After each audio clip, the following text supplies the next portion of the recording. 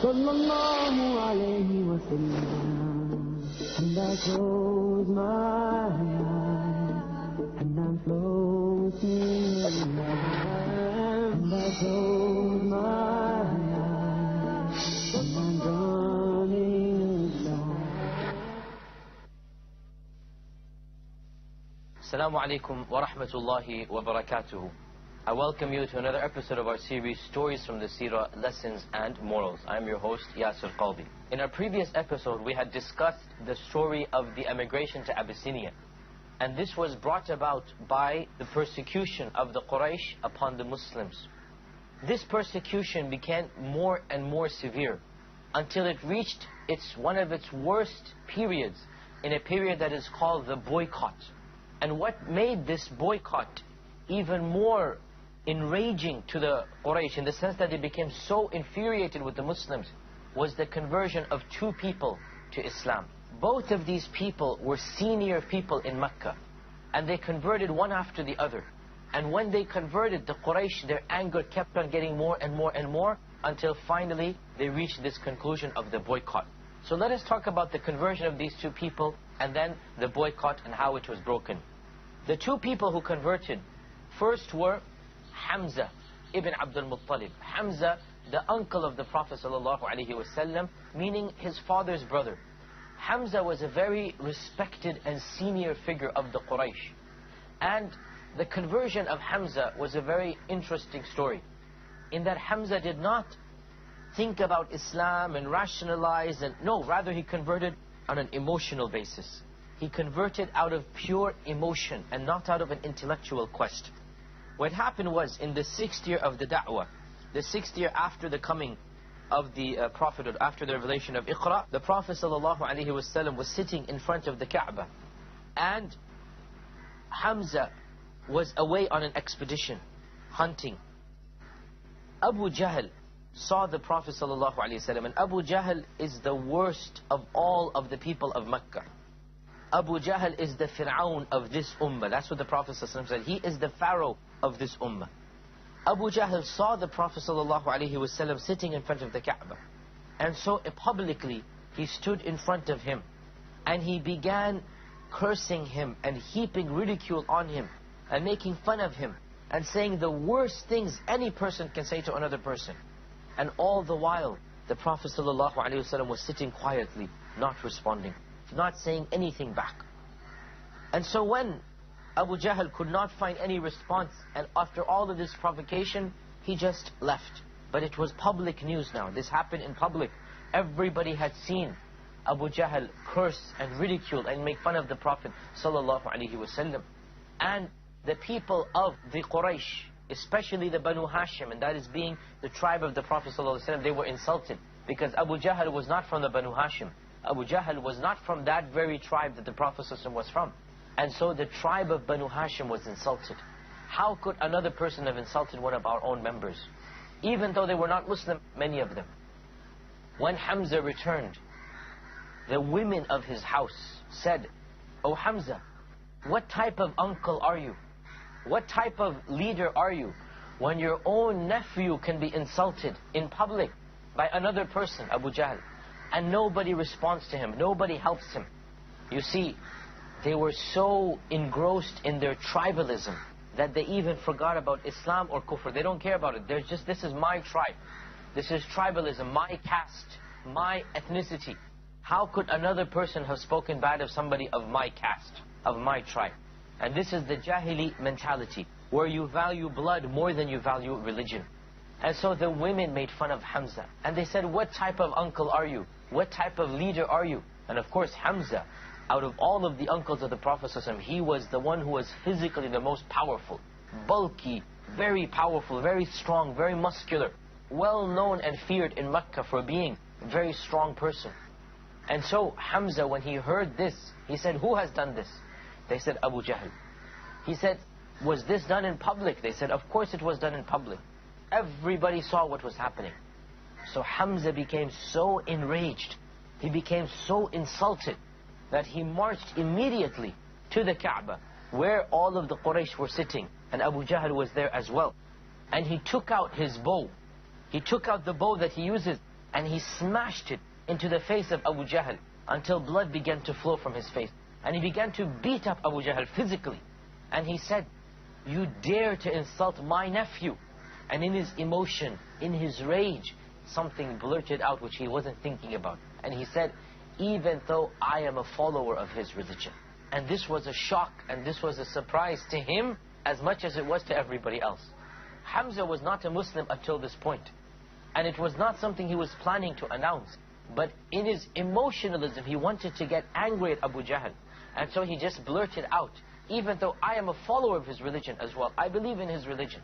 And of course, when he said it, he did not want to take it back. And so he accepted Islam in a very strange way. And of course, after that, Islam entered his heart. And he became a firm Muslim until he died a shaheed in the battle of Uhud. And the Prophet ﷺ said, he is the leader of all shaheeds. He is the leader of all martyrs. And his conversion brought about some ease upon the Prophet ﷺ because Hamza was a very respected figure and a very powerful figure. After the conversion of Hamza, one more person converted. A person who brought about izzah and honor and glory to Islam from the day he converted until the day that he died. And this person is Umar ibn al-Khattab. Umar ibn al-Khattab was also one of the most powerful people of Mecca in terms of physical strength and also in terms of anger. He was feared and he was considered to be somebody you don't want to mess with. You don't want to get on his bad side, or else Umar ibn al-Khattab will physically take care of you. He will physically come up and beat you. Umar ibn al-Khattab was well known in Jahiliyyah and in Islam for his very stern nature and his quick anger, which also of course had a very soft spot as well. So Umar ibn al-Khattab was feared in Jahiliyyah as he was feared in Islam. And he was one of the worst enemies of Islam in the early days of Islam. He was one of the people who did the most he could to prevent people from accepting Islam, to try to make sure that Islam did not spread. But Allah Azza wa Jal had willed otherwise. That is because the Prophet ﷺ had made a dua to Allah subhanahu wa ta'ala, "Oh Allah, guide one of the two Umars who is more beloved to you to Islam." Which of these two Umars was he referring to? The first of them, Umar ibn al-Khattab, and the second is Abu Jahl. Abu Jahl's name was Amr ibn Hisham. Amr is similar to Umar. Amr and Umar come from the same root. So the Prophet ﷺ made a dua to Allah, "Oh Allah, guide whichever of these two is more beloved to you, Umar ibn al-Khattab or Abu Jahl." And the more beloved of the two was Umar ibn al-Khattab. And so Allah subhanahu wa ta'ala willed that Umar ibn al-Khattab accept Islam.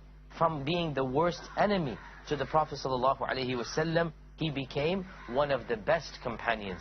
And Abdullah ibn Mas'ud, another famous companion, said, "We have always remained in honor and izzah after Umar converted to Islam. We were never able to pray in front of the Kaaba until Umar accepted Islam. When he accepted Islam, he fought them until they allowed us to pray." The only person who was brave enough to pray in front of the Kaaba was the Prophet ﷺ. None of the other Muslims would be able to pray in front of the Kaaba.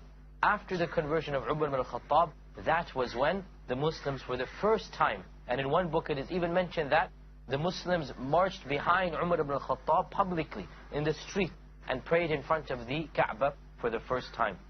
It is narrated also that another thing that softened the heart of Umar was that one time the Prophet ﷺ was praying in front of the Kaaba, and he was praying Salatul Maghrib, and so he was praying out loud. And Umar went to try to harm him. He wanted to come and maybe physically do something to him from behind his back. And when he walked close to the Prophet ﷺ, he began to listen to the recitation of the Quran. And it was a recitation that the Prophet ﷺ was reciting that was very, very beautiful. And inshaAllah ta'ala, we need to take a short break now. When we come back, we'll continue the story of the recitation of the Prophet ﷺ and the conversion of Umar ibn al-Khattab. Stay with us.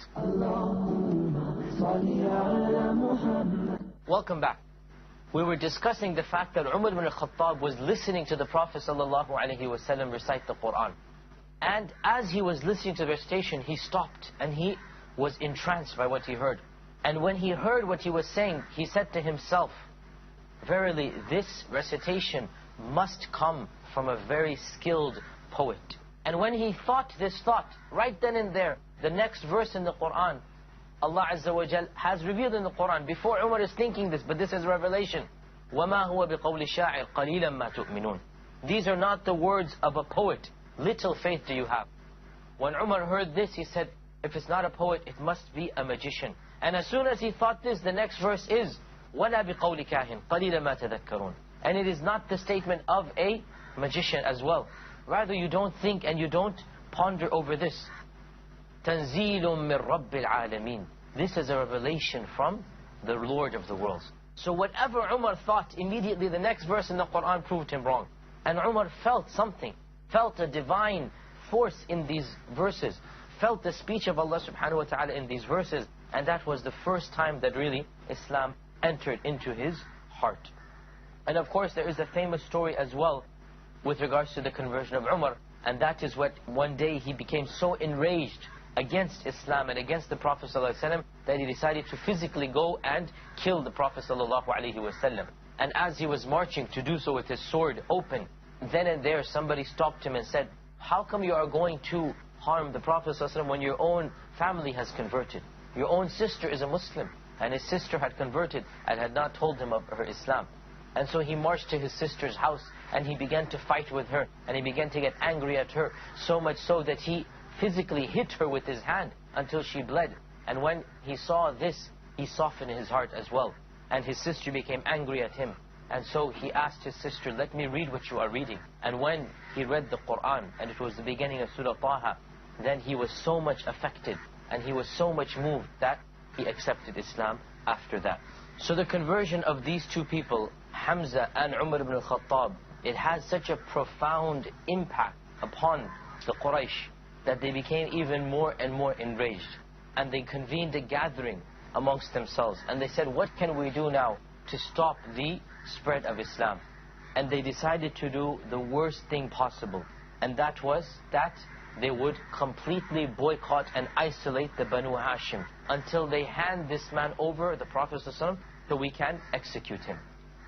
Abu Talib was the chieftain of the Banu Hashim. And Abu Talib refused. And they decided that if the situation is so bad, they will leave Mecca. And they will go and live in a valley that belonged to him. He owned a valley called the Shi'b of Abi Talib. And they decided to live in this valley until the boycott was finished. Now, what was the boycott? The boycott was that nobody will be allowed to sell anything to the Quraysh, or buy anything from them, or marry their daughters to the Quraysh, or have any transactions with them. So the boycott was basically a complete economic boycott. And so much so that if a foreigner came to try to sell something, meaning outside of Mecca, the Quraysh would say, no, don't sell to them, we will purchase it from you, from double the price. They couldn't even buy food and water. They could not buy any of their goods and belongings. So when the situation became so difficult, Abu Talib decided to leave Mecca and live in this valley until the situation returned to normal. And so Abu Talib, along with all of the Muslims and the Prophet ﷺ, and along with all of their wives as well, all of the Muslim men and women, along with some non-Muslims from the tribe of Banu Hashim, in particular Abu Talib, they left Mecca and they lived in these valleys. 2 or 3 years they lived in these valleys. And this was of the most difficult times that the Muslims ever faced. Even their food and water became difficult. Even their basic aspects of living became difficult. And it is narrated that sometimes they would have to eat the leaves off of the trees. And they'd have to collect the rainwater or any of the dirty water that they would find that is collected in the pools. Because they had no other source, they had no other way to do anything, eat anything. And Bilal ibn Abi Rabah, that slave who had been converted to Islam and then freed, Bilal ibn Abi Rabah himself narrates the difficulties that they would face. And he said sometimes we would not have anything to eat except we would pluck the leaves off of the trees and the shrubs and eat that. And he said that we would pass stool like goats pass stool, meaning droppings. They would not have any food to eat. How will they form any natural expulsion? And so he said we would pass stool, we would defecate like the goats defecate, with droppings. We would have nothing to eat. And Allah Azza wa Jal helped them in various ways. Of the ways that they were helped was that some of the people of the Quraysh who were softer hearted, of them is Jubayr ibn Mut'im. Some of the people of Quraysh, they would secretly at night go and they would send in some food and water. They would send in a camel put with a lot of food on it, and they would send it into the valley, and the Muslims would find this and it would last them for many, many months. Despite this boycott, the Prophet ﷺ did not stop preaching. Rather, every year in the time of Hajj, he would come out and he would tell the people about Islam, and he would invite them to accept Islam. And eventually, the boycott became so difficult that the Prophet ﷺ raised his hands up to Allah, and he made dua against the Quraysh. And he said, "Oh Allah, inflict them with a punishment, and inflict them with a drought and a plague, like you did upon the people of Yusuf in Egypt." The Prophet Yusuf ﷺ, those 7 years of famine that afflicted Egypt, the Prophet ﷺ said, inflict upon the Quraysh a similar type of famine. And so the people of Quraysh began to suffer just like the Muslims suffered, or even worse. And they themselves ran out of food and water, and they had to eat carrion and dead meat, until the situation became so difficult and they realized that this is because of what they are doing to the Prophet ﷺ. They decided to cancel the boycott. There are a number of stories about specifically how the boycott was cancelled, and really it doesn't matter which of these versions is more accurate, but the point is that eventually the Quraysh realized that this was not the way to proceed, that the Prophet ﷺ made dua against them, that they themselves were suffering, and so some of the members of the Quraysh who were more sympathetic to the Muslims, they worked with the Muslims against the other harsher elements of the Quraysh, and they managed to break the boycott. Therefore, when this occurred, the Quraysh returned back, the Banu Hashim returned back to Mecca, and the Prophet ﷺ began to resume his message. And the boycott lasted, now the scholars have differed, how long did it last? Most of the scholars are of the opinion that it lasted 2 to 3 years, and some ulama, some scholars, they say a bit less than this. In any case, roughly 10 years after the beginning of the preaching of the Prophet ﷺ, the Muslims returned back into Mecca when the Prophet ﷺ was around 49 years old or so, and they resumed their preaching and teaching within Mecca. One of the very important messages that we learn from the incident of the boycott, a number of things. Firstly, that every single society, every single group of people, it has in it some good people and some evil people. Regardless of whether Muslim or non-Muslim or Hindu, Christian, Jew, it doesn't matter. You will always find a group of people who are closer to the truth and closer to justice than other people. So we find that in the Quraysh, some of the people were against Islam totally, and others were neutral. And they allowed the Muslims to be Muslims. They were not Muslim themselves, but they didn't want to oppose Islam at the same time. And those neutral people, when the boycott happened, they didn't like it. And eventually they worked against the other people of Quraysh in order to cancel the boycott. And the Prophet ﷺ took advantage of their help. The point being, and this is the real moral of this incident from our times, we as Muslims need to realize that not all of the non-Muslims are the same. There are many non-Muslims who support justice, support freedom, support free values and values of being religious. And there are many other non-Muslims who hate Islam and want to get rid of Islam. It is our duty and job that we differentiate between these two types of people, that we take the help of those who stand for freedom and truth, and who will stand for the freedom of religion. And we take their help in order to fight for our rights to be Muslim. And these people will help us in truth and justice against other elements of their own society who want to quell religion, who want to squash Islam, who want to get rid of Muslims and get rid of all of the people who worship Allah subhanahu wa ta'ala. It is our job not to treat these two types of people the same. Those who stand there for freedom and truth, we take their support, we take their help, we take advantage of them, and we work with them in legitimate ways, in ways that are permissible and not in illegitimate ways. We work with them in order to establish our rights as Muslims, in order to be free to worship Allah and to pray and to fast and to give charity to the poor, in order that we are able to practice Islam the way that we see fit. Now, after the returning of the Prophet ﷺ to Mecca, two things happened that were a devastating blow to him in a personal sense, and broadly speaking to the da'wah as well. 2 deaths occurred, one after the other.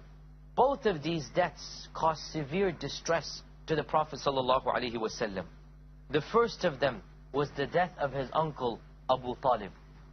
Abu Talib was the full brother of his father Abdullah. Abdullah, the father of the Prophet ﷺ, had a full brother, Abu Talib, meaning the mother and father were the same. Other uncles of the Prophet ﷺ were half-brothers, meaning the father is the same but different mothers. Abu Talib was a full brother. And Abu Talib was a caretaker of the Prophet ﷺ ever since the Prophet ﷺ was a boy. He was literally a father figure to the Prophet ﷺ. And he supported the Prophet ﷺ just like a father supports his son.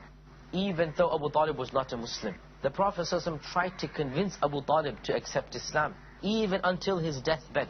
But Abu Talib refused. Why? Because he valued the fact that he was the son of Abdul Muttalib. Abdul Muttalib, this famous chieftain, this warrior, everybody respected him, and Abu Talib is his son. And so Abu Talib said, how can I leave the religion of my father? How can I give up the religion of my father, even if Islam is true? And he knew Islam to be true, but his own pride in his ancestry made him reject Islam. And this shows us the dangers of following just because my father said it, just because my grandfather was this, I will do it. No, perhaps your father and grandfather are great in their own manner, but in other things they were wrong. And this was the case of Abu Talib, that he followed his own father, and because of that he died in a state of non-Islam. He died in a state of shirk. The second death to follow was even more severe and more personal to the Prophet ﷺ, and that was the death of Khadija, his wife. Khadija, who supported the Prophet ﷺ like no other person supported him. Khadija, the first Muslim to believe in the Prophet ﷺ. Khadija, who consoled the Prophet ﷺ.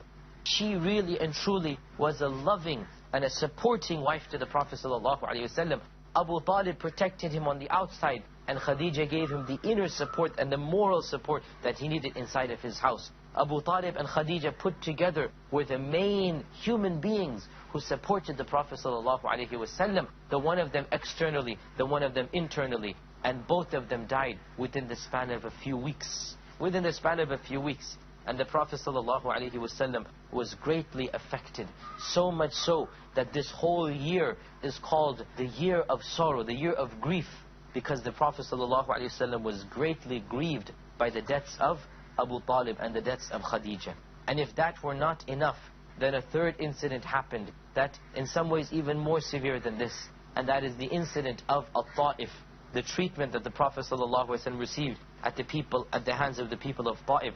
These 3 incidents, the death of Abu Talib and the death of Khadija and then the incident of At-Ta'if, they all occurred in 1 year. And this really and truly was the low point in the seerah of the Prophet ﷺ. This was the most depressing points of the life of the Prophet ﷺ, and that is why the scholars of Islam, they called this year the year of the sorrow. As for the incident of At-Ta'if, it is a very moving incident, and it is a very, very emotional incident, and it is an incident that out of all of the incidents of the seerah, the Prophet ﷺ himself said, this was the incident that affected me the most. And that is the incident that will be the topic of our discussion, inshaAllah ta'ala, in our next episode. We hope to see you then. Until next time, Assalamu alaikum wa rahmatullahi wa barakatuh. Peace TV, the solution for humanity.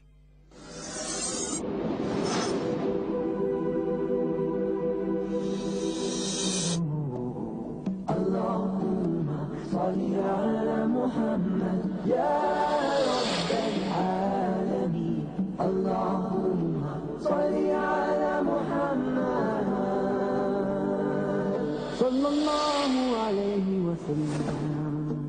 And I close my eyes, and I'm floating along. And I close my eyes, and I'm running along.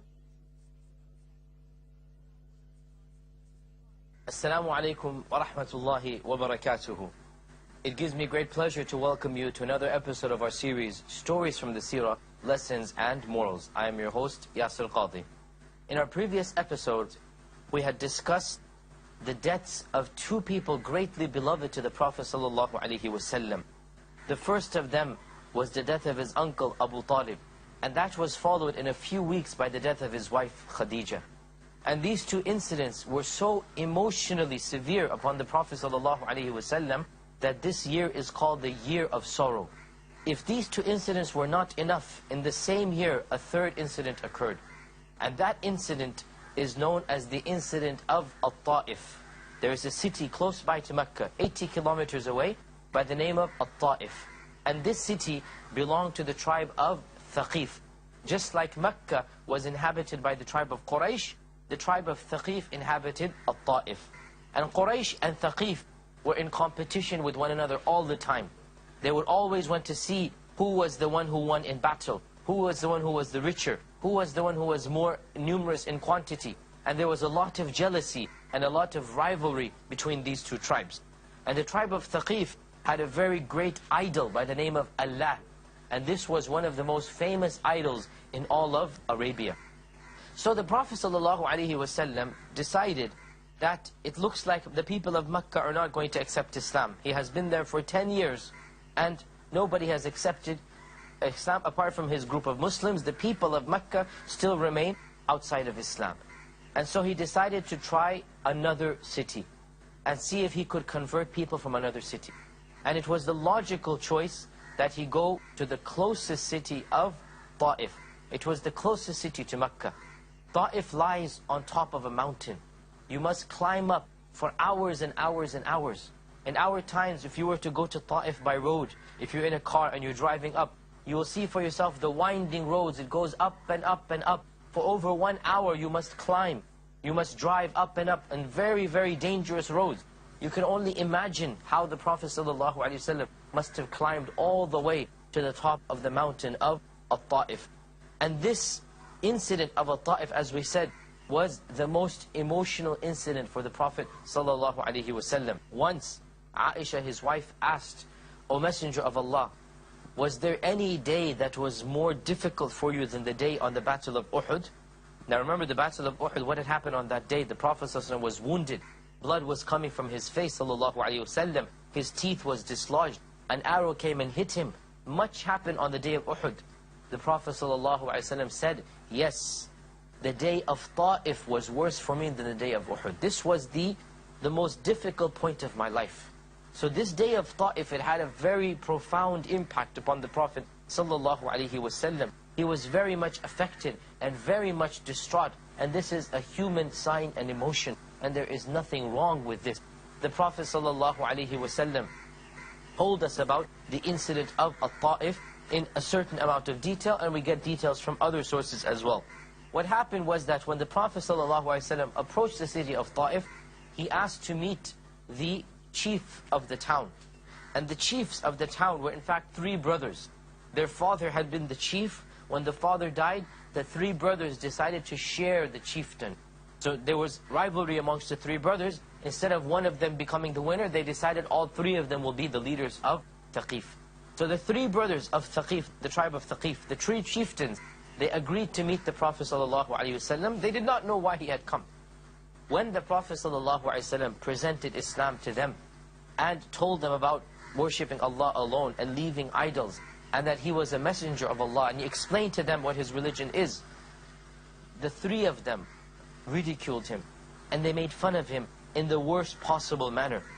One of them said, "If you are a prophet, I might as well destroy the Kaaba," meaning, what's the point? Another one said, "Has Allah not found anyone better than you to send? You are the one He has chosen." And the third one said, "If you are a prophet, then you are too holy for me to speak to. And if you are not a prophet, but rather a liar, then you are too ignoble for me, a nobleman, to speak to. So either of the 2 ways, you are somebody I cannot speak to." He's making fun of the Prophet ﷺ. If you're a prophet, you're too high for me. If you're not a prophet and a liar, you're too low for me. I should not speak to you. So the 3 of them made fun of the Prophet ﷺ, and they ridiculed him. And not just that, but they commanded the slaves and the youth and the riffraff of the city to ridicule the Prophet ﷺ and make fun of him, and also to physically harm him, by throwing stones at him, by pelting him with stones as he's leaving the city. And so the Prophet ﷺ was forced to flee from the city while the people are all ridiculing him and all making fun of him and throwing stones at him, so much so that the blood began to pour from his body and that his shoes became soaked with his own blood. And as he ran outside the city, he himself narrates to Aisha that I could not remember where I was until I reached a place called Qarn al-Tha'alib. Qarn al-Tha'alib is a place many kilometers outside of Al-Ta'if, meaning he was in a state of shock where he did not even know where he was until he reached Qarn al-Tha'alib. And that was when those people had left him and he was walking away and away until finally he sat down, tired and bleeding, and he had been tortured and he had been humiliated by the people of Al-Ta'if. He sat down all alone under a tree and he made a dua to Allah subhanahu wa ta'ala, which is one of the most beautiful du'as in the entire seerah. And he said, "O Allah, to you I complain of my weakness. To you alone I complain of my weakness and my lowliness before men." In other words, how do men treat me? "O Allah, you are the most merciful of all those who have mercy. To whom will you hand me over then? If you are the most merciful, who are you going to hand me over to? Are you going to hand me over to a stranger who will treat me harshly? Or to a close relative of mine who has full control over me?" Now realize, what is he referring to? He's referring to the fact that Abu Talib has passed away and there is no other person around him to protect him the way Abu Talib did. So if he goes to Al-Ta'if like he has just done, these are strangers. And these strangers, look at how they have treated the Prophet ﷺ. If he goes back to Mecca, who does he have now? There is nobody there of the seniors of Quraysh who will support him and help him. So he says, "Oh Allah, who are you handing me over to? You are the Arhamur Rahimin. In other words, I want you to take care of me directly." "Oh Allah," the dua continues, "Oh Allah, if you are not angry with me, if you are not angry with me, then I don't care, I am happy. But your mercy and your ease is easier for me to bear than what has just happened to me." Meaning, it is easier for me to bear the mercy rather than this type of treatment from the people. "Oh Allah, I seek refuge in your face that has enlightened all of the darknesses of this world.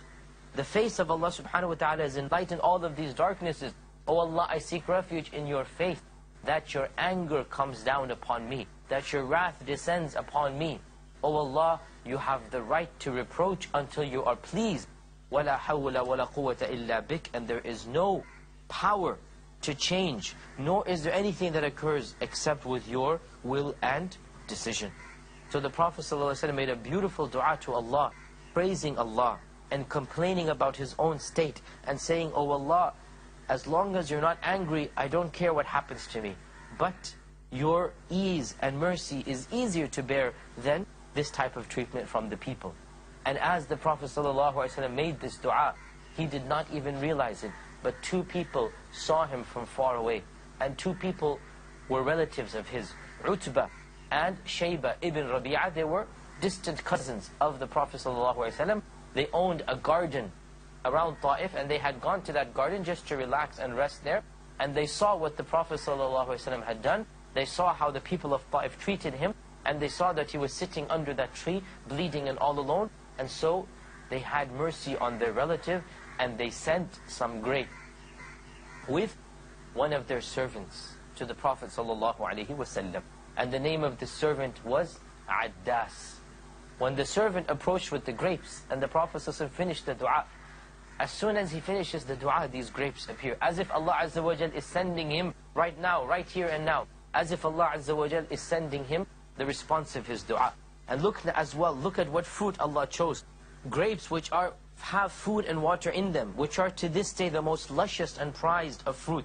And as these grapes are presented to the Prophet ﷺ, so he picked up the grapes and he said, "Bismillah." Even at this point he did not forget the etiquettes of eating, and he ate of this fruit. And something very miraculous happened right then and there. We have to take a short break now. As soon as we return, we'll resume the story of the incident of the seerah. Please stay with us.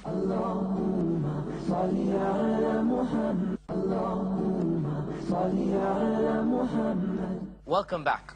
We were talking about the incident of At-Ta'if, where the Prophet ﷺ was treated in a very humiliating manner by the people of At-Ta'if. And we had come to the point where he had 8 of the grapes that had been given to him by this person by the name of Addas.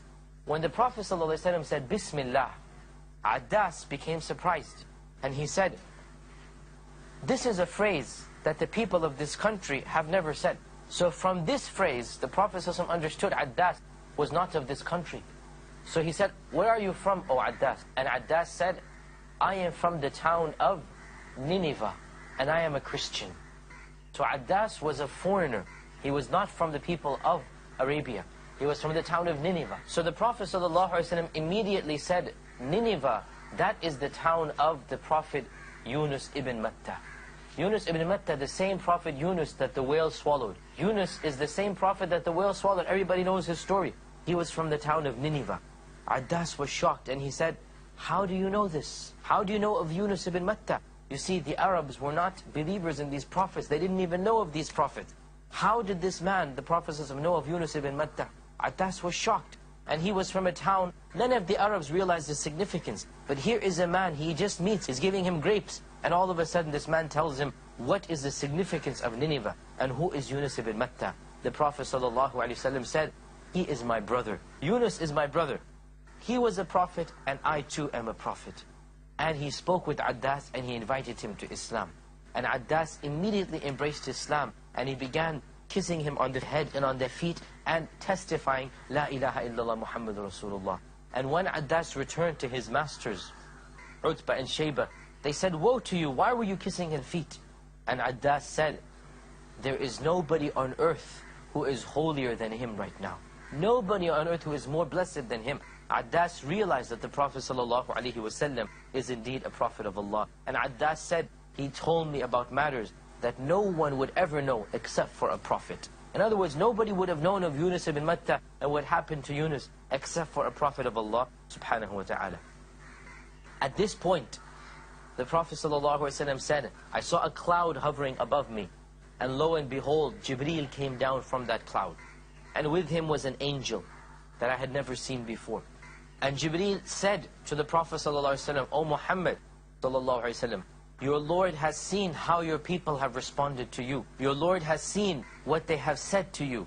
So He has sent me with the angel of the mountains to place at your disposal. The angel said, O Muhammad ﷺ, if you want, you command me, and I will cause the 2 mountains of At-Ta'if to collapse upon them.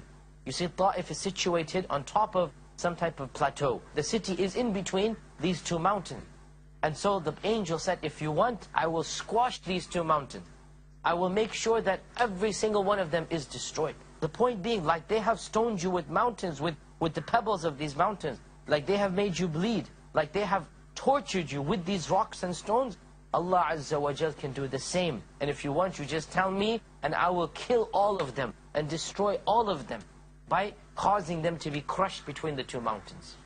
The Prophet ﷺ, still bleeding, and still the shoes are wet with his blood. He says, no, rather, I pray that Allah subhanahu wa ta'ala blesses their children to be Muslim and to worship Him alone. Even if they have rejected Islam, I pray that Allah subhanahu wa ta'ala blesses their progeny to be Muslim.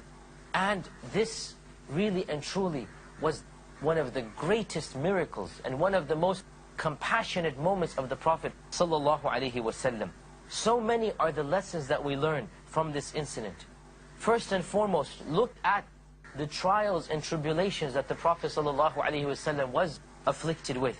All of this so that he could spread the word of Allah subhanahu wa ta'ala, and so that he could spread the message of Islam.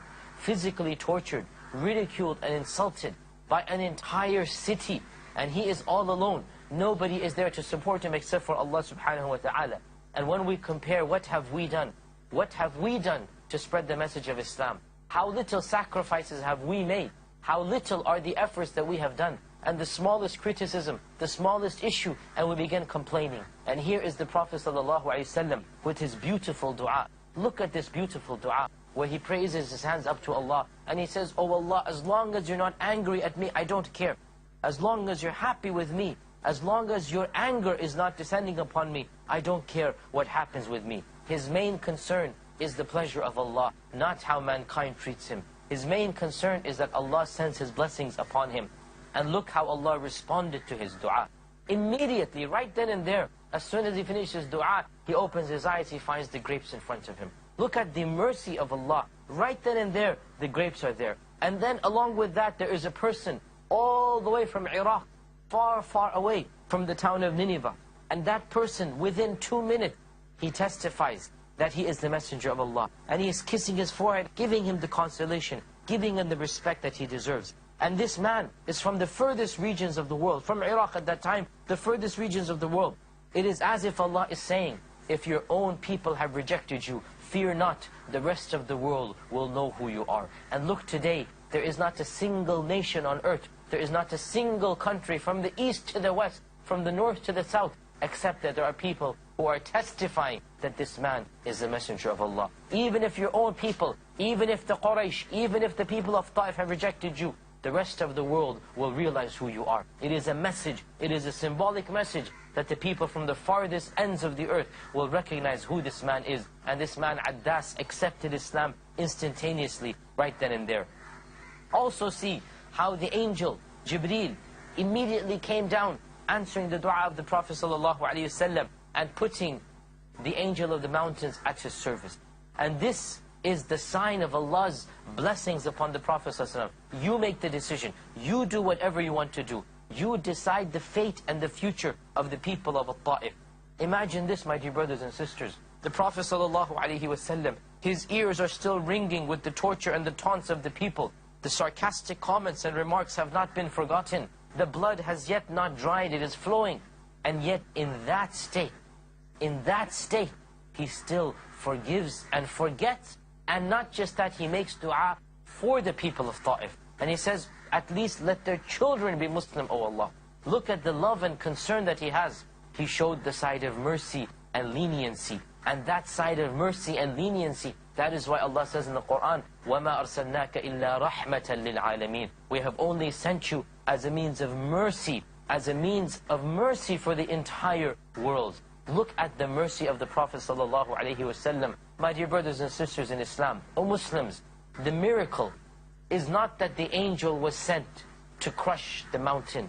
The miracle is not that Allah subhanahu wa ta'ala responded to the Prophet ﷺ instantaneously and that he gave the mountain, the angel of the mountains at his disposal. No, the real miracle is the forgiveness of the Prophet ﷺ at this time. The real miracle is the fact that the Prophet ﷺ overlooked what the people of Ta'if had done, and he chose to forgive and to forget and to make dua for the people of Ta'if. If the Prophet ﷺ had willed, there would be no city of Ta'if right now. There would be no inhabitants of the people of Ta'if. But instead, he made dua for them. And to this day, Ta'if is a city of Islam. The people of Ta'if are all Muslims. Ta'if is a place where people go to for a holiday and a retreat because it is cool in the summer and it is warm in the winter. It is a place, to this day, it is a holiday resort where families go to take their children. It is a place where Muslims go to celebrate. It is a place where Muslims go to enjoy the beauty of the people and the surroundings. And if Allah Azza wa Jal had willed, there would be no city of Ta'if today. But such is the mercy of our Prophet ﷺ, that the city of Ta'if continues to remain and live and thrive to this day. Also notice, my dear brothers and sisters, of the benefits of this story, is that the Prophet ﷺ was grieved. He was hurt. He did react in a very emotional manner, in the sense he was grieved and hurt. And he himself says, I did not realize where I was until I reached Qarn al-Tha'alib. Meaning that when something happens, it is only natural that you will react emotionally. But you must keep your emotion in context. And you must make sure that you don't let your emotion get the better of you. When the angel came, the Prophet ﷺ did not react emotionally. Rather, he acted logically and intellectually. He allowed his passions to be controlled, and he reacted in a wise and a very humane manner. Also, my dear brothers and sisters, this should be a source of consolation to all those who call to Islam. Every rejection that they face, every trial and tribulation, every persecution, it pales in comparison to the persecution that our Prophet ﷺ faced. All of those who call to Allah all of those who are Muslim activists, all of those who are preaching and teaching, they should take this incident and remember it. And look at what little they have done, and what little sacrifices they have given, and how little is the persecution that they must face in comparison to the persecution that our Prophet ﷺ faced. And always remember the reaction of the Prophet ﷺ, the reaction of mercy, the reaction of rahmatan lil alameen, the mercy to the world. That should be our reaction as well. There is one more interesting thing that happened in this incident, and that was that when the Prophet ﷺ returned back to Mecca, he, on the night before entering Mecca, stood up to pray tahajjud prayer. And look now in the state that he was in, we can imagine he must be in pain and suffering and just been persecuted and tortured. Yet it was his regular habit to pray tahajjud. He never ever stopped praying tahajjud, even when he's traveling, even in this state. And when he stood up to pray tahajjud, lo and behold, some of the jinn who were passing by heard him recite Qur'an. And they stood entranced listening. And then they accepted Islam right then and there. And they went back to their people, and they became Muslim, and they converted their people to Islam as well. And their people, meaning the people of the jinn. And Allah subhanahu wa ta'ala mentions this incident in Surah Al-Ahqaf. He mentions it in the last verses of Surah Al-Ahqaf, when Allah subhanahu wa ta'ala says, remember when we sent to you the group of the jinn, يَسْتَمِعُونَ إِلَيْكَ, they were listening to you. When they heard the Qur'an, they said, be quiet and listen. And when you finish reciting, وَلَّوْا إِلَى قَوْمِهِمْ مُنذِرِينَ, they went back to their group of people as warners. And they said, O our people, we have heard of a book that has been revealed after the book of Musa, that is calling to the truth and is calling to the straight path. Respond to this and accept Islam. And so these people from the jinn, they accepted Islam. And these, as far as we know, are the first converts of the jinn to Islam. Realize our Prophet ﷺ, he was sent to the men and to the jinn. And these jinn were the first converts to Islam in terms of being of the jinn. And they then began to preach Islam to the jinn. So much so that only a short while later, there was a delegation sent by the jinn. And that delegation called the Prophet ﷺ outside of Mecca.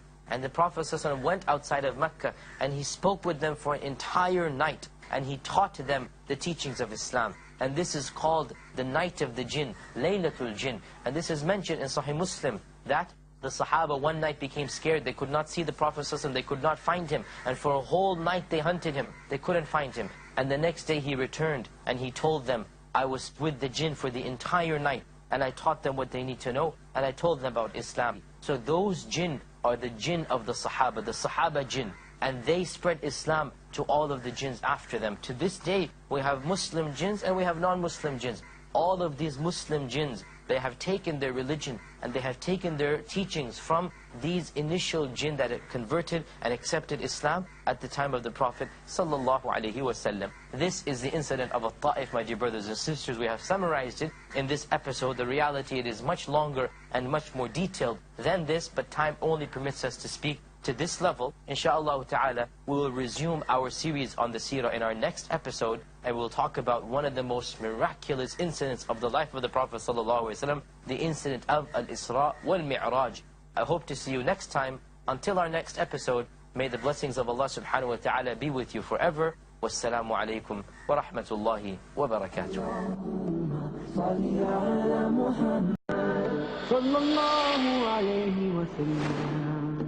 And I close my eyes, and I'm floating along. And I close my eyes, and I'm running along. And I close my eyes. Assalamu alaikum wa rahmatullahi wa barakatuhu. It gives me great pleasure to welcome you to another episode of our series, Seerat Rasul, Lessons and Morals. I'm your host, Yasir Qadhi. In today's episode, we will discuss one of the most marvelous and fantastic incidents in the seerah of the Prophet ﷺ, the incident of Al-Isra wal-Mi'raj. Now, the incident of Al-Isra wal-Mi'raj is actually two incidents. The incident of Isra and then the incident of Mi'raj. But because they occurred back to back, one after the other, on the same night, they're always discussed together. But in actuality, they are two separate incidents. The first of these incidents, Al-Isra. Al-Isra means the night journey. Any journey that is done at night is called Isra. And this is the night journey that the Prophet ﷺ did from Mecca to Jerusalem and then back again. This is Al-Isra. Al-Mi'raj means that which takes you up. And the Mi'raj is something that occurred from Jerusalem, that the Prophet ﷺ was taken up to the heavens. So Al-Isra, Mecca to Jerusalem. Mi'raj, Jerusalem to the heavens. And then back down and then back to Mecca. Because, as we said, the two incidents occurred back to back, one after the other, they are always discussed together, the incident of Al-Isra wal-Mi'raj. This incident occurred 1 year before the emigration to Medina. In other words, it occurred towards the end of the Meccan era. This miracle is mentioned in the Quran. In fact, Allah subhanahu wa ta'ala praises Himself because of this miracle. In the beginning of Surah Al-Isra, an entire chapter called Surah Al-Isra, Allah says, Subhana alladhi asra bi'abdihi. May Allah be glorified because He has taken His servant on a night journey. So Allah praises Himself and says that He is worthy of being praised because of the incident of Al-Isra. The incident of Al-Mi'raj is referred to in Surah Al-Najm, where Allah subhanahu wa ta'ala says, whatever He saw in truth, it wasn't a lie. And indeed, وَلَقَدْ رَأَى مِنْ آيَاتِ رَبِّهِ الْكُبْرَى. Allah says He saw the greatest and the grandest signs of Allah. So Allah described the signs that the Prophet ﷺ saw as being of the greatest of Allah's creations. This incident is reported in vivid detail in the first person, because the Prophet ﷺ went alone. Our only source of information is the Prophet ﷺ. There were no eyewitnesses. So every report that we have, it originates from him. And it is reported in many, many different ahadith. Scholars of Islam have pieced together the incident from all of these ahadith. And in today's episode, and also in the next episode, because it's a very long talk, we will, inshaAllah ta'ala, summarize this incident in chronological order, and also mention some benefits and some wisdoms we can extract from this incident. This incident begins in the very Kaaba itself, where the Prophet ﷺ was sleeping in the Hatim, in the semicircular region that is connected to the Kaaba, and that formed original part of the structure of the Kaaba. We call this in Arabic Hatim. The Prophet ﷺ was sleeping over here at night when Jibreel came to him and woke him up and asked him to come with him. And before he did so, the Prophet ﷺ said, Jibreel opened up my chest and took my heart out and washed it in a golden bowl that was filled with Zamzam. And he put it back into my chest. So the Prophet ﷺ's heart was washed. And this washing had occurred before as well. Way, way before, many years ago, when the Prophet ﷺ was a child. It was reoccurring now at the incident of Al-Isra and Mi'raj, because the Prophet ﷺ was about to go on a journey that no human being had ever gone before. So his heart needs to be fortified. His himmah, his courage needs to be increased. His iman needs to be strengthened. So by washing the heart of the Prophet ﷺ, the Prophet ﷺ is being prepared to go on this miraculous journey. Jibreel then took him out of the Hatim and told him to mount an animal. An animal was brought, and the animal has a name. It was called Al-Buraq. And the Prophet ﷺ said it was a whitish animal. In other words, the skin color, the fur was white.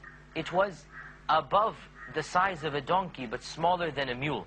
In other words, the Prophet ﷺ is describing it. Larger than a donkey, but smaller than a mule. So it's not as large as a horse. It's smaller than a horse, but it's larger than a donkey. And what is special about this animal, Al-Buraq?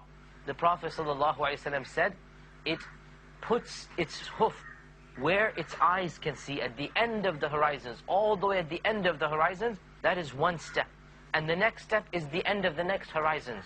So it goes each step as far as the eyes can see. So it traverses a huge distance in a very short span of time. And there is no authentic hadith that mentions that Buraq had wings. This is something that we find mentioned in some of the books, but there's nothing authentic mentioned that. Rather, it is a physical animal that manages to leap as far as the eye can see. And the Prophet ﷺ was given this animal, and Jibreel handed him the muzzle of the animal. The muzzle or the reins are that which controls the animal. It is tied to the head of the animal. And so the Prophet ﷺ took the muzzle, and this animal, Buraq, it reared upwards, as any animal does when it sees a stranger, when it sees a person it has never seen before. It reared upwards. At this, Jibreel patted it and said, "O Buraq, are you not ashamed of yourself?" In other words, what are you doing? No person has ridden you that is more noble than this rider, meaning the Prophet Muhammad sallallahu alaihi wasallam. This shows us that Buraq has been ridden before. By whom or by what, we do not know. So Al-Buraq calmed down, and the Prophet sallallahu alaihi wasallam rode on it, and they went to Jerusalem in a few seconds. You can imagine, literally faster than a train, faster than a plane, faster than a jet. This is how fast they got to Jerusalem, within a few milliseconds, because every foot of Buraq, it goes as far as the eye can see. And within a few seconds, the Prophet ﷺ arrived in the holy city of Jerusalem. And there, the Prophet ﷺ said, "I dismounted Buraq, and I tied Buraq to the post that all the prophets would tie their animals to when they pray at Jerusalem." Now realize, my dear brothers and sisters in Islam, that all of the prophets, from the time of the Prophet Yaqub alayhi salam and Ishaq, all the way to the Prophet Isa alayhi salam, they venerated this mosque of Jerusalem, Masjid al-Aqsa, and they prayed towards it, and they considered it to be the holiest of mosques and lands. As for Mecca, the Prophet Ibrahim alayhi salam had built the Kaaba, and it was venerated and respected by Ismail and his children. But Ishaq and his children, they venerated the Masjid al-Aqsa. And so the Prophet ﷺ was brought to a masjid that was considered holy and sacred by hundreds and hundreds and hundreds of prophets, and millions of people who believed in Allah and the previous prophets. They considered Baytul Maqdis and Jerusalem to be holy. So, and it is indeed the third of the holiest places for us as Muslims. So the Prophet ﷺ was brought here, and he said, "I tied Al-Buraq to the same post that all of the prophets would tie their animals to. And I prayed 2 rak'ats inside this masjid, the Masjid al-Aqsa. I prayed 2 rak'ats, and then when I turned around, lo and behold, I saw all of the prophets in one line behind me.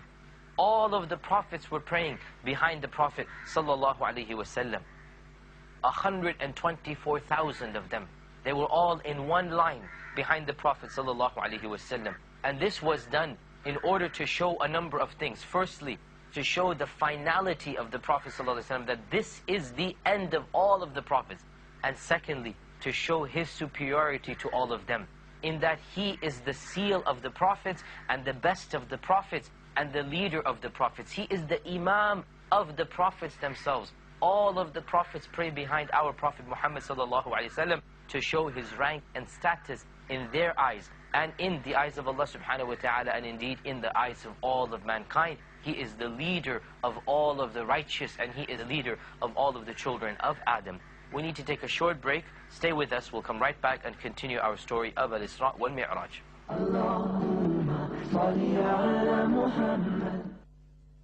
Welcome back. We were talking about Al-Isra wal Mi'raj, and we mentioned that the prophets, all of them prayed behind the Prophet Muhammad sallallahu alaihi wasallam. When the Prophet sallallahu alaihi wasallam came outside, Jibreel came to him and presented him 2 containers, one of them with wine and the other with milk. And he said, "Which of these 2 do you want?" And so the Prophet ﷺ realized by this time wine had not been forbidden. At this point in time, there was nothing that prohibits wine in Islam. It was still early on. In the Meccan stage, wine is prohibited. In the Madani stage, at this point, there is nothing that tells us that wine is haram. So the Prophet ﷺ has presented wine and milk, and he is asked, which one does he want? So he chooses the milk. And Jibreel says, "You have chosen the pure one, the fitrah. You have chosen the right decision. This is the right decision." Because milk fills you up and it is unchanged. As it comes from the animal, it comes to you. Milk acts as a food and a drink. The only drink that gives you nourishment like food does is milk. Wine, on the other hand, is corrupted. It is taken from something natural, but it is fermented and it becomes corrupted. Wine, on the other hand, intoxicates and it does not nourish. And so by choosing the milk, the Prophet ﷺ is showing his own purity and the purity of those who believe and follow him. That they are following the original, the uncorrupted. Whereas wine is corrupted, milk is pure and uncorrupted. At this, Jibreel then took him up on the journey of Al-Mi'raj. Al-Isra is to Jerusalem, Al-Mi'raj is to the heavens. And Jibreel took him up via the Mi'raj, using the Mi'raj. What is the Mi'raj? It is an instrument that is used to transport people to the highest of heavens. Who has used it before? Allah knows best, we do not know. All that we know, our Prophet ﷺ used Al-Mi'raj to go up to the heavens.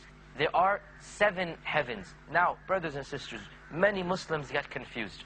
These 7 heavens are the 7 skies. They are not the Jannah. They are not the gardens of paradise. These are physical skies. The Jannah occurs in the highest of heavens. The highest heavens occur, that is where the Jannah is. عِنْدَهَا جَنَّةُ الْمَأْوَى, Allah says, that is where the Jannah is. Jannah and the 7 skies or the 7 heavens are separate. Above us, there is the sky of this world. This is all that we know. All of the stars and the planets and the constellations, all of the galaxies and solar systems, everything that we know around us. This is just the first heaven. Above it are 6 more, total of 7 heavens. And Allah knows what they are. Our knowledge of science and astronomy, it stops at the first heaven. And even this, we do not know everything of it. What is beyond in the 2nd and 3rd and 4th and 5th, only Allah knows. And as for the Jannah, as for the gardens of paradise, that occurs in the final heavens, the highest of these 7. And even these Jannahs are many, many levels. So don't get confused between the Jannat and between the Samawat. The Jannat are the gardens promised to the righteous, and the Samawat are the heavens or the skies above us. And the Prophet ﷺ went through the Samawat and he saw the Jannat, and then he came back down to this earth. So he went through the 7 heavens, one after the other. And he was with Jibreel alayhi salam. Every time they came to a heaven, Jibreel alayhi salam would knock on a door. And there would be a gatekeeper from behind the door. And the gatekeeper would say, who is it? Jibreel would say, this is Jibreel. The gatekeeper would say, who is with you? And Jibreel would say, Muhammad sallallahu alayhi wa sallam. The gatekeeper would say, has he been sent for? Jibreel would say, yes. Then the door would open. So notice, each of these heavens has a door that is locked. And there is a gatekeeper behind the door. And the gatekeeper has some method of seeing who is behind it. Maybe something that they see behind the door. And the gatekeeper is asking, who is it? So he needs to recognize. Now angels cannot lie. So when Jibreel says it is Jibreel, that's all he needs to know. The gatekeeper sees someone else. He says, who is this? Jibreel says, it is the Prophet Muhammad sallallahu alaihi wasallam. The gatekeeper asks, has he been sent? He needs to know. It is his job to make sure nobody goes unless Allah has permission. So he asks the angel, angels do not lie. And so Jibreel says, yes, he has been sent for. So the gatekeeper opens. And the same thing happens in the 1st and the 2nd and the 3rd and the 4th and the 5th and the 6th and the 7th heavens, one after the other. Every time the gatekeeper stops, opens, closes, and lets them through. And then, when they enter the heavens, these are the heavens, the Samawat. Every single time they enter a heaven, there is a prophet there to greet and welcome them. So the first heaven is the Prophet Adam alayhi salam. The Prophet Adam alayhi salam says, Marhaban, welcome, O noble Prophet and O noble son of mine. Because Adam is the father of all of mankind. So he welcomes the Prophet ﷺ and he says salam to him. In the 2nd heavens, he met the Prophet Isa alayhi salam along with his cousin Yahya. Isa and Yahya were cousins. And he met them and they greeted the Prophet ﷺ. In the 3rd heavens, he met the Prophet Yusuf alayhi salam. And he described the Prophet Yusuf and he said, it was as if the Prophet Yusuf alayhi salam was given half of all beauty. Meaning that Allah Azza wa Jal divided beauty into 2 halves. Half of it he gave to all of mankind, and 1/2 of it he gave to the Prophet Yusuf alayhi salam. The 4th heaven, he met the Prophet Idris alayhi salam. In the 5th heaven, he met the Prophet Harun alayhi salam. In the 6th heaven, he met the Prophet Musa alayhi salam. And in the highest heaven, the 7th heaven, he met the Prophet Ibrahim alayhi salam. And when he met the Prophet Ibrahim alayhi salam, he said, the Prophet Ibrahim alayhi salam looks just like your companion, meaning himself. He looks just like me. And he also said when he met the Prophet Musa alayhi salam, that the Prophet Musa alayhi salam welcomed him and greeted him, and then he began to cry. He was asked, why are you crying? He said, this young man has been sent after me, and yet he shall have a larger ummah than me, a larger following than me. So Prophet Musa alayhi salam was jealous in a good way, in that this man has been sent after me, but he will have more following and larger ummah than me. And he saw the Prophet Ibrahim alayhi salam, and the Prophet Ibrahim alayhi salam welcomed him and said, this person, meaning the Prophet ﷺ, is the most closest in resemblance to him. And the Prophet Ibrahim welcomed him and said, welcome, O noble Prophet and O noble son. The only two people to say, O noble son, were Adam and Ibrahim. The rest of the prophets were not ancestors of the Prophet Muhammad ﷺ. Neither Musa, nor Isa, nor Idris, these were not direct ancestors. The only two direct ancestors, of course, Adam alayhi salam, the ancestor of all of mankind. And of course, Ibrahim alayhi salam, he is the founder of not just the Arabs, but also the Jews. Because one son of his, Ismail, is the founder of the Arab nation, and another son, which is Ishaq, he is the founder of the Jewish nation. And so the Prophet Ibrahim alayhi salam is the direct ancestor of our Prophet Muhammad sallallahu alayhi wasallam. Now, why did Allah subhanahu wa ta'ala send these prophets to these heavens? In order to welcome our Prophet Muhammad sallallahu alayhi wasallam. When a guest comes, when a dignitary comes, you go to the door to greet him and you welcome him. So at each and every heaven, Allah subhanahu wa ta'ala sent the best prophets as welcomers to welcome the Prophet sallallahu alayhi wasallam.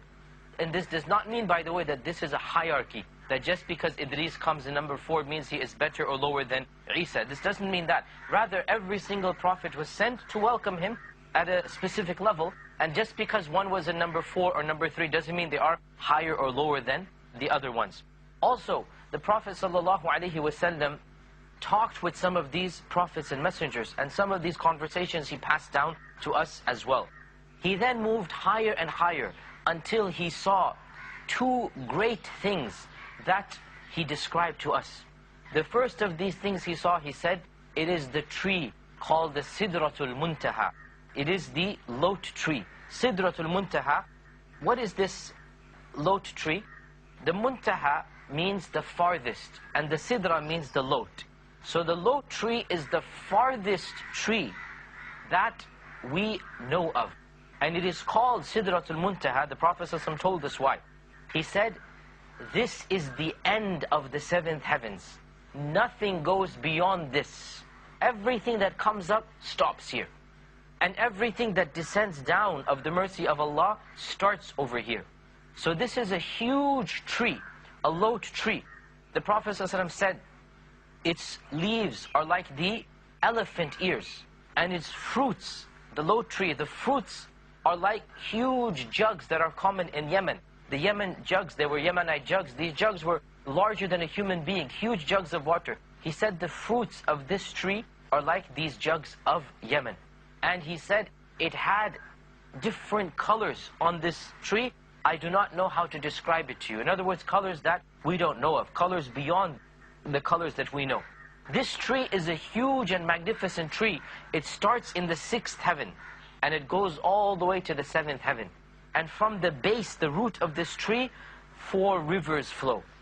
The Euphrates, and the Nile, and the Salsabil, and the Kawthar. 4 rivers, they originate. 2 of these rivers are rivers of Jannah, the Kawthar and Salsabil, and 2 of these rivers, they find their way down to this earth as well, in a way that only Allah subhanahu wa ta'ala knows.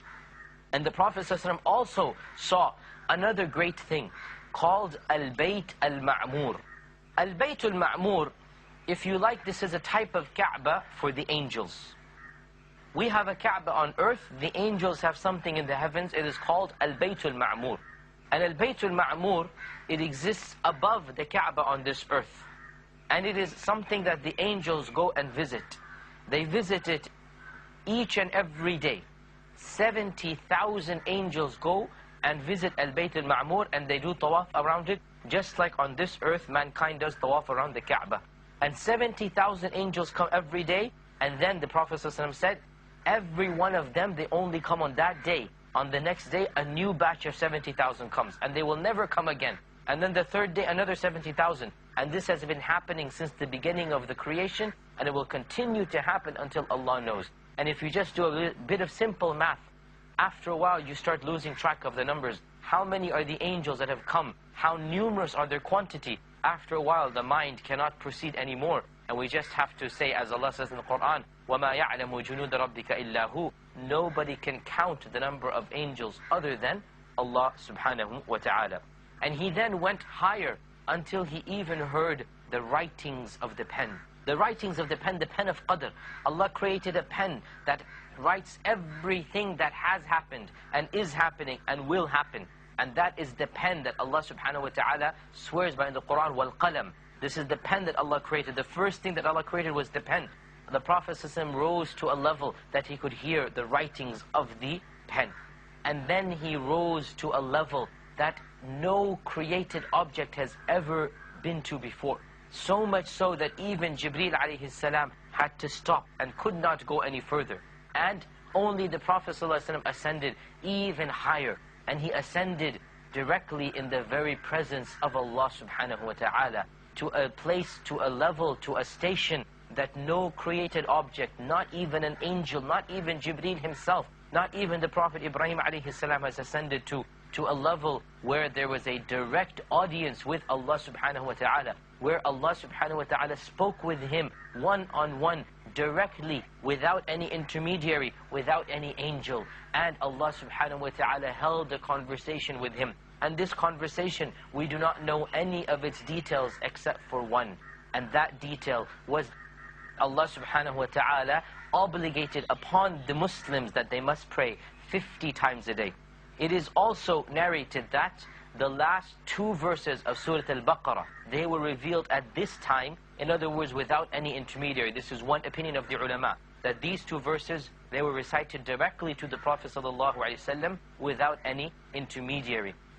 These 2 verses of Surah Al-Baqarah, the Prophet ﷺ said, I was given it from under the throne of Allah subhanahu wa ta'ala, meaning that this is of the treasures of Allah subhanahu wa ta'ala that he was given, and no other prophet was given this thing before him. And so Allah subhanahu wa ta'ala obligated upon him that he tell his ummah to pray 50 times a day. What happened after that, and how did the 50 get reduced to 5, and how did the Prophet return to Mecca? All of this, inshaAllah ta'ala, we will discuss in part 2 of this series, where we will continue our discussion of Al-Isra wal-Mi'raj. I hope to see you in our next episode. Until next time, may Allah Azza wa Jal send His blessings upon all of us. Wassalamu alaikum wa rahmatullahi wa barakatuh. Allahumma salli ala Muhammad sallallahu alayhi wa sallam. And I close my eyes, and I'm floating around. And I close my eyes, and I'm running around. And I close my eyes. Assalamu alaikum wa rahmatullahi wa barakatuhu. Welcome to another episode of our series, Sirat Rasul, Lessons and Morals. Today we will continue discussing the incident of Al-Isra wal-Mi'raj, which we had discussed already in our previous episode. We had reached the place where the Prophet ﷺ has been commanded by Allah subhanahu wa ta'ala to tell his ummah to pray 50 times a day. When the Prophet ﷺ received this commandment, he then returned back down to where he came from. And he passed by the 7th heaven and then to the 6th. And if you remember, in the 6th heaven, there was the Prophet Musa alayhi salam. The Prophet Musa alayhi salam, when he saw the Prophet ﷺ, he said, "What has your Lord commanded you to do? What is the commandment he told you?" So the Prophet ﷺ said, "My Lord has commanded me that I inform my ummah that they must pray 50 times a day." 50 times a day. Musa alayhi salam said, "O Muhammad ﷺ, I know men better than you do. I have more experience with dealing with people than you do." Remember, the Prophet Musa alayhi salam, he has a lot more experience. For decades and decades and decades, he has experienced how to deal with people and how to interact with the believers. Remember, the Prophet Musa had a lot of problems with the Yahud themselves. And so he said, "I have more experience than you, and I am telling you, your ummah will never be able to pray 50 times a day. Go back to your Lord and ask Him to reduce the number." And so the Prophet ﷺ went back up to Allah subhanahu wa ta'ala and asked Him to reduce it from 50. And so Allah Azza wa Jal reduced it to 45. The Prophet ﷺ went back down, and once again the same conversation with Musa alayhi salam. And once again Musa says, "Go back and ask him to lessen it." And thus begins a series of ascents and descents, going up and back down, then up and then back down, up and back down. So the Prophet ﷺ continues to go up and down, and Allah Azza wa Jal reduces it from 45 to 40 to 35, until finally, after many, many times, it reached till the number 5. And when the Prophet ﷺ passed by the Prophet Musa, once again the Prophet Musa said the same thing. Your ummah will not be able to pray 5 times a day. Even this is too much. Go back up to Allah and ask Him to reduce it. At this, the Prophet ﷺ said, I have gone back too many times, and I am now shy, I am embarrassed to go back again. How many times I have gone and asked to reduce, and He has reduced it, now I am shy, and I don't want to go back. And as soon as the Prophet ﷺ said these words, the voice was heard, that it has been decreed 5. Meaning, it had already been decreed that there would be only 5 prayers. This is already predetermined. Even if the Prophet ﷺ had gone back, it would not have gone down. It has been decreed 5. They shall pray 5, but they will be rewarded for the entire 50. The 5 prayers will be rewarded 10 times. Every Muslim who prays 5 times a day, he will actually be rewarded as if he prayed 50 times a day. Thus was the decree of Allah. Allah Azza wa Jal knew that it would go from 50 to 5.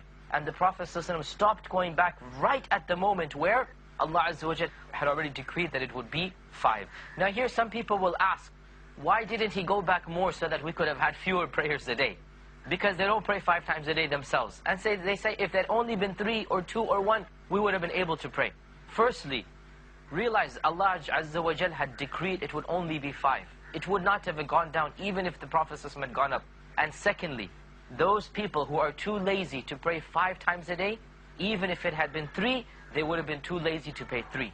And even if it had been 1, they would have been too lazy to pray 1. If you're too lazy to pray 5 prayers a day, then no matter what the number would have been, they would have found an excuse not to pray. So the reality is, this is of the mercy of Allah. 5 is the perfect amount. And this is the rewards will be equivalent to the entire 50. Now here the question arises, why did Allah subhanahu wa ta'ala, what is the wisdom of going down from 50 all the way to 5 when Allah knew that in the end it would be 5? Why go through the whole 50 to 45 to 40 to 35 when Allah knew? Why didn't He just say the first time around there are 5 prayers a day? The response is many reasons. Firstly, to show the mercy of Allah. If Allah had willed, He could have given it 50 and we would have been obliged to pray 50. But Allah in His mercy gave us 5, and to give us the rewards of 50 even though it is only 5. And secondly, there is a hidden message and meaning here, and that is that mankind is being reminded that they have only been created in order to worship Allah. If Allah had told us to pray 50 times a day, this means every 15-20 minutes we would have to stand up and pray to Allah. So Allah Azza wa Jal is giving us the message, you have been created to worship me. That is your ultimate and only reason for existence. And if we had been told to pray 50 times a day, then this is all that we would be doing. But Allah knew that we cannot pray 50 times a day. So Allah wanted to remind us of a message that is deeper than that. And that is a verse in the Quran. وَمَا خَلَقْتُ الْجِنَّ وَالْإِنسَ إِلَّا لِيَعْبُدُونَ. I have only created man and jinn so that they may worship me. So this is the meaning of the 50 prayers. So the Prophet ﷺ then came back down to Jerusalem. And from Jerusalem he then rode Al-Buraq all the way back to Mecca. And on the way back to Mecca he became thirsty. And it is narrated that he saw a caravan that had some water, a jug of water on it. And so he descended and the people were sleeping. And so he took a little bit of the water. And water is public property. If there is a big jug of water and it is lying around there, anybody can take some water and drink. It is not taking somebody else's property. And so the Prophet ﷺ took a morsel, a sip of water. And he returned all the way back to Mecca. And he returned back to sleep.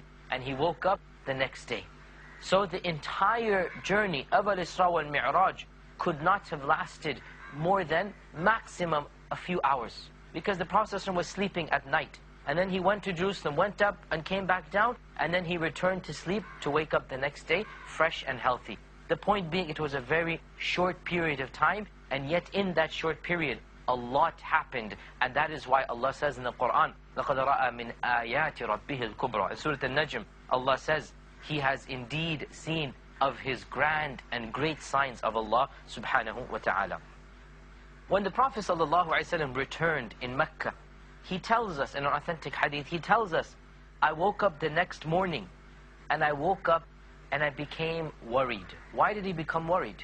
Because he said, I knew that when I tell people of this, they will reject what I have told them. They will oppose me and not believe in me. And no doubt the Prophet ﷺ was very eager to guide people, and he wanted them to be Muslim. And he knew that he had to tell them of this thing, because it is a miracle that Allah has given him. And yet he felt sad that if I tell them this, the first thing they will do will be to reject it and make fun of it. And so the Prophet ﷺ sat there in a state of sadness. And lo and behold, Allah Azza wa Jal willed that the very worst enemy of Islam, Abu Jahl, passed by. And Abu Jahl saw the state of the Prophet ﷺ sitting there. You could see little signs of worry. And so he asked him in a sarcastic manner, what is the matter with you? Has anything occurred last night? And so the Prophet ﷺ was forced to tell him, in the sense, he has to inform the people what is happening. And so he said, yes, something happened. Abu Jahl said, what? The Prophet ﷺ said, last night I traveled to Jerusalem and then to the heavens and I came back. Now realize, traveling to Jerusalem would take a minimum of 1 month. Coming back would be another month. So that journey takes 2 full months. The Prophet ﷺ is saying, I traveled to Jerusalem and I came back in 1 night. Abu Jahl was shocked. And he says, you have traveled to Jerusalem and you wake up the next morning amongst us? He said, yes, this is what has happened. Abu Jahl said, if I call the other people of Quraysh, will you tell them what you have told me? Abu Jahl cannot believe his ears. He wants the other people to hear this from the mouth of the Prophet ﷺ. He doesn't even want to tell it himself. It's so unbelievable. And so the Prophet ﷺ says, yes, I will. And so Abu Jahl rushes away and calls all the people of Quraysh, all the elders and noblemen, and he tells them to come and listen to what this man has to say. And as the people gathered around him, the Prophet ﷺ repeated the exact same thing to them. We have to take a short break now. As soon as we come back, we will continue discussing this very, very interesting story. Stay with us. Welcome back. We were discussing the fact that Abu Jahl had called the people of Quraysh to listen exactly to what the Prophet ﷺ said. And so they asked him, what is the matter? He said, I traveled last night. They said, to where? He said, to Jerusalem. They said, to Jerusalem? He said, yes. And they said, you came back the same night. 1 night, Jerusalem and back. He said, yes. At this, the Quraysh were stunned. Because they knew that the Prophet ﷺ never told a lie, and they had not come forth with something strange. So when they're hearing him say he has gone to Jerusalem and then come back, this is something they don't know what to do. And so some of them are just staring in silence. Others of them began laughing at the ridiculousness of what they think, how can this be true? And others are confused what to do now. Until one of them said, if he has gone to Jerusalem, surely he can describe it to us. Surely he can describe to us the city of Jerusalem. Because you see, the Prophet ﷺ had never been to Jerusalem before. And some of the people of Quraysh had been to Jerusalem. So they wanted to test him. They wanted to see, is he telling us the truth or not? And this was an intelligent, if you like, way of seeing. If he says he's been to Jerusalem, fine, let him prove it to us. Show it to us that he has been there by describing the city. What does it look like? And so the Prophet ﷺ began describing the city of Jerusalem, and began describing the Baytul Maqdis. And the people of Quraysh began asking very specific questions. Those that had been there, they began asking very specific questions. What is the color of this church, and what is the color of that, and how many, how many pillars are here? And they asked very specific questions. Now realize, if you have been to a place only once, even that at night, how much would you remember?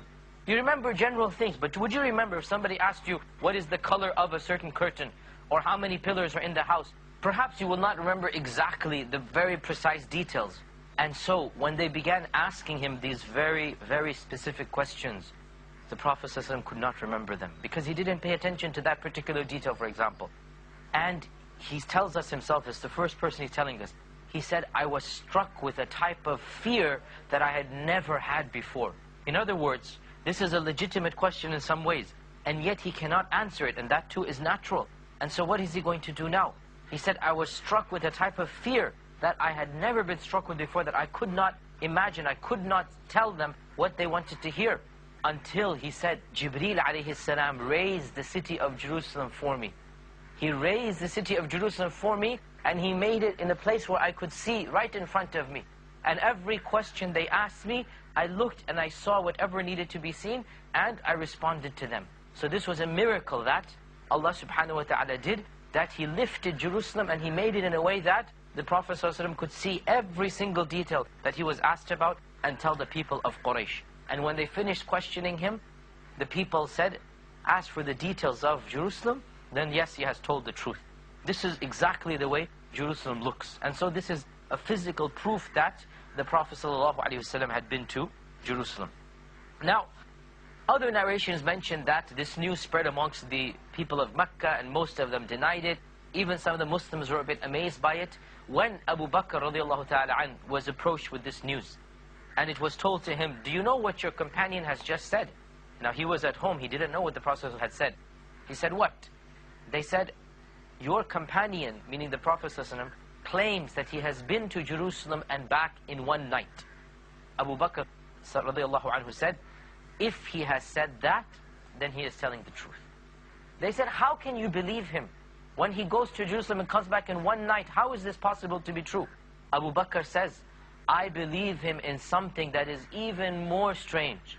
I believe that the angel comes down from the skies with the news of the heavens instantaneously. Much more than just Jerusalem. All the way from the heavens, the angel comes up and down and speaks with him. Why should I not believe him in this? And so because of this, Abu Bakr got the title of As-Siddiq, meaning the one who believes. And that is why to this day we say Abu Bakr As-Siddiq. Abu Bakr, the one who believes. Here a question arises, or more than one actually. When the Prophet ﷺ went up to Al-Mi'raj, did he actually see Allah subhanahu wa ta'ala? Did he see Allah and have a conversation with Him? Or did he only hear Allah's voice? The answer to this question is that the Prophet ﷺ did not see Allah the way that we see other things around us. No. Rather, he witnessed the presence of Allah with his heart. And he did not physically see Allah subhanahu wa ta'ala, because to see Allah is something that a man cannot do in this world. It is something that will only happen in the hereafter. You all know the incident of the Prophet Musa alayhi salam when he asked to see Allah.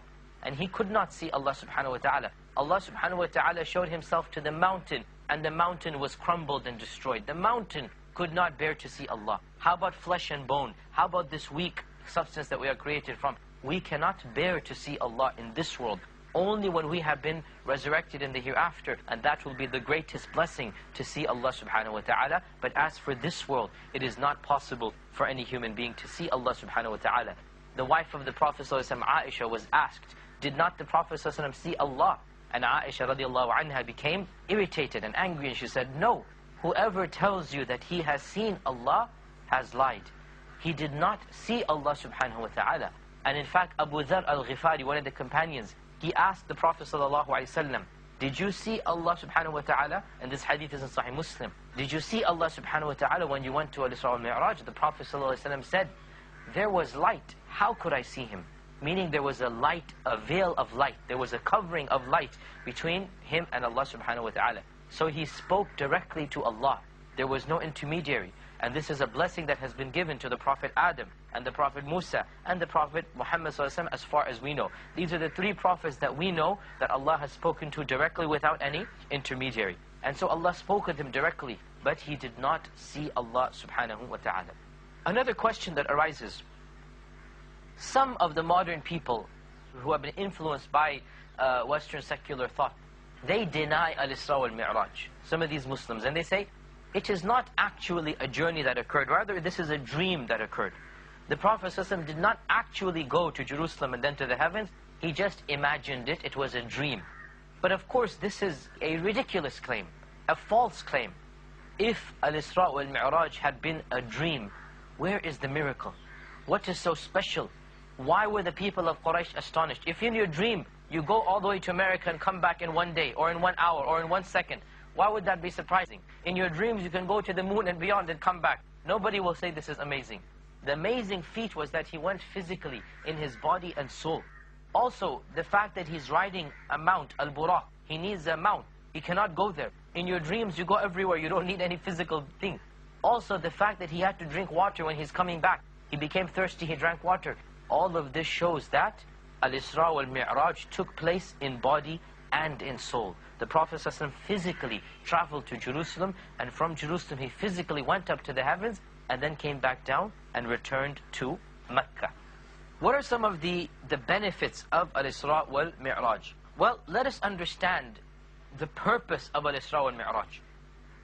Al-Isra wal-Mi'raj, its purpose is to show the Prophet ﷺ his own status, to demonstrate to the Prophet ﷺ his own level in the sight of Allah subhanahu wa ta'ala.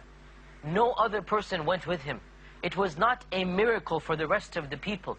It was a special miracle given to our Prophet ﷺ to show the Prophet ﷺ his own status. And that is amazing that the miracle was a miracle only for our Prophet. The rest of us believe in it. We have not seen it. We have only heard about it. We must believe the Prophet ﷺ. But it was a miracle given for him and to him. And that is a blessing and an honor that was meant for our Prophet ﷺ. Another benefit of Al-Isra wal-Mi'raj is that the Isra wal-Mi'raj proves to us the status of the 5 prayers in Islam. The 5 prayers in Islam, my dear Muslim brothers and sisters, many of us trivialize the importance of these prayers. And yet, if you think about it, you can say that the purpose of Al-Isra wal-Mi'raj, one of the purposes was to legislate the prayer. And that is why Allah subhanahu wa ta'ala called the Prophet ﷺ up to the heavens to tell him that they must pray 5 times a day. All of the other commandments were revealed down in the Qur'an. The commandment to fast, the commandment to give zakat, the commandment to do this or to avoid that. All of these commandments were revealed down through Jibreel to the Prophet ﷺ. There was only one commandment for which the messenger himself was called up. No message was sent down. No angel was revealed. Rather, the messenger was given an audience with the Lord himself, with Allah subhanahu wa ta'ala. Only one commandment, and that commandment is the 5 salah. And remember, my dear brothers and sisters, Allah had initially decreed 50 salah. And yet, as a mercy to us, and as a means of making it easy upon us, Allah subhanahu wa ta'ala reduced it from 50 all the way down to 5. Also, another blessing of this incident is to show to us the status of Jerusalem. That the blessings of Baytul Maqdis, for us as Muslims, there are 3 holy lands and sacred mosques. And there are only 3 sacred mosques. No other mosque on earth is sacred in and of itself. No other piece of land is worthy of us to travel to worship Allah in. We go to the masjids of our city. We go to the places of our city where we worship Allah. There is no need to travel to any masjid of any city. Rather, we only travel to 3 masjids. The masjid in Mecca, Masjid al-Haram. The masjid in Medina, the masjid of the Prophet ﷺ, and Baytul Maqdis in Jerusalem. These are the only 3 sacred places in Islam. And the Prophet ﷺ was at all of them. He was born in Mecca, he lived his life in Medina, and he went to visit the Baytul Maqdis, and that shows us the status of these 3 places in Islam. Another blessing of Al-Isra wal-Mi'raj is to show us the status of the Prophet ﷺ in relation to the other prophets. He was the Imam when all the prophets were behind him. He is leading the other prophets in prayer. And this shows us the status of the Prophet ﷺ, that he is the leader of all of the prophets. If he is the leader of the other prophets, he must be the leader of the followers of those prophets as well. Hence, he is the leader of all of mankind. And that is what he himself said in an authentic hadith, that I am the Sayyid, I am the leader of all of the children of Adam on the Day of Judgment. On the Day of Judgment, he shall be the one holding the flag of humanity, holding the flag for all of the people of earth, and he shall be our representative, and he shall be our intercessor, that Allah Azza wa Jalla will start the reckoning because of his intercession. Likewise, in the existence of Al-Buraq, and the angels guarding the heavens, and all of these other things, we get to know that there are worlds beyond this world. There are creations beyond this creation. Allah says in the Qur'an, وَيَخْلُقُ مَا لَا تَعْلَمُونَ. Allah has created that which you do not know, and you will never know. We will never know all of the creations of Allah. And yet the Prophet ﷺ saw only some of them. He didn't even see all of the other creations. So the fact that all of these things exist, that Al-Buraq, this amazing animal, Al-Mi'raj, all of these heavens, the tree, the Sidratul Muntaha, all of these amazing creations exist. Many scientists, they assume this is the entire creation. And yet every day they discover a new star, a new galaxy. In fact, why are we talking about galaxies and stars? Every day a new species is discovered on Earth, a new insect, a new fish, a new mammal. To this day, once in a while you hear of another thing being discovered. If this is our limited knowledge, how about the knowledge of the rest of the creation? This is something that our minds will never encompass. Only Allah subhanahu wa ta'ala knows the entire creation. Many are the blessings of Al-Isra wal-Mi'raj. Of them is the Iman of Abu Bakr. And of them is the fact that these heavens exist right now. Of them is the fact that our Prophet ﷺ witnessed all of this. Indeed, the incident of Al-Isra wal-Mi'raj is one of the most miraculous incidents of the seerah, and one of the most amazing incidents of the seerah. There is much to be said, but time only allows us to say this much. Wassalamu alaikum wa rahmatullahi wa barakatuh.